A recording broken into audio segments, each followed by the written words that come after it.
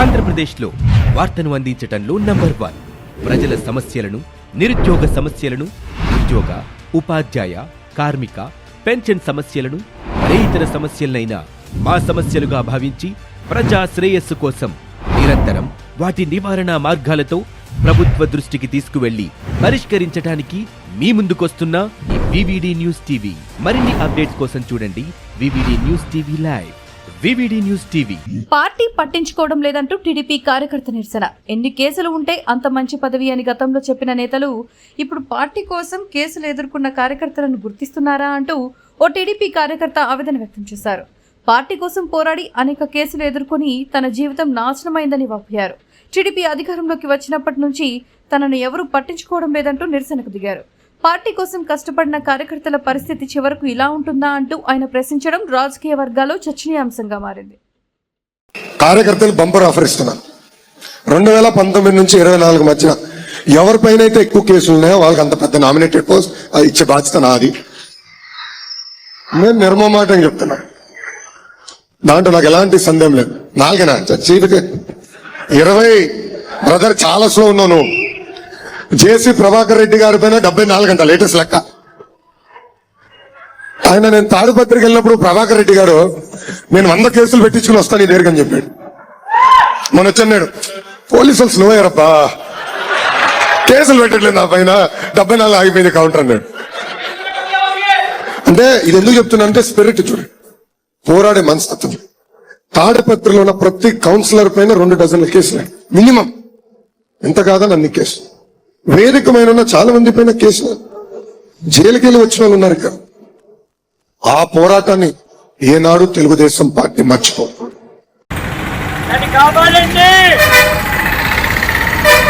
జీవితం నాశనమైంది. 27 కేసులు 2019 నుంచి 24 వరకు ప్రతిరోజు జైల్లోనే పట్టినాను సార్. నేను టిఎన్ఎస్ఎఫ్ రాష్ట్ర అధికార ప్రతినిధి, చిత్తూరు పార్లమెంట్ కోఆర్డినేటర్ సార్. జీవితం నాశనమైంది. నేను బతకాలా చావాలా మీరే నిర్ణయించండి. ఇక ఓపిక లేదు. 2 సంవత్సరాలు అయిపోయింది. నా జీవితం నాశనం అయిపోయింది. నా జీవితం నాశనం అయిపోయింది సార్. నన్ను కాపాడండి సార్. నా భార్య పిల్లలు తిడుతున్నారు. 27 కేసులు ఉన్నాయి సార్ నా మీద. విద్యార్థులు, నిరుద్యోగుల కోసం ఎంతో పోరాడిన అడ్డంకుడు కట్టించిన సార్. అడ్డంకుడు పదవి లేదు మాకే. పదవి పివయ్యా అన్నాడు సార్ నా తండ్రి. 40 ఏళ్ళు తెలుగుదేశం పార్టీ నాయకులు పదవి నాయన అన్నాడు మా నాయన. నాకెంత మర్యాద పోయింది సార్. ఇదే జెండాతో పోతా సార్. ఇప్పుడు ఇంటి పోను, ఇక్కడి నుండి కదలను. దీక్ష కూర్చుంటున్నా సార్. ఇదే దీక్ష కూర్చుంటున్నా. రమ్మను, దీక్ష కూర్చుంటున్నాను. మీరు 53 రోజులు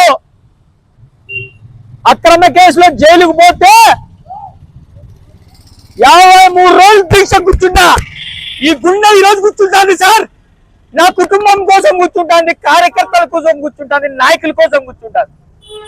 ప్రభాకర్ చౌదరి గారికి ఎమ్మెల్సీ ఇవ్వాలి. ఆయన నాయకత్వంలో మేము పనిచేస్తాం. ఆయనకి ఈగపోతాం, మేము నాశనం అయిపోతాం సార్. నాశనం అయిపోయినాం. మా జీవితం నాశనం అయిపోయింది సార్. 2008 నుండి నేను, 82 నుండి మా నాయన, మేము కష్టపడినాం సార్. దీక్ష కూర్చుంటున్నా, దీక్ష కూర్చుంటున్నాను. కార్యకర్తల కోసం, నాయకుల కోసం దీక్ష కూర్చుంటున్నా. లేసే ప్రేక్షక్తే లేదు, లేయను.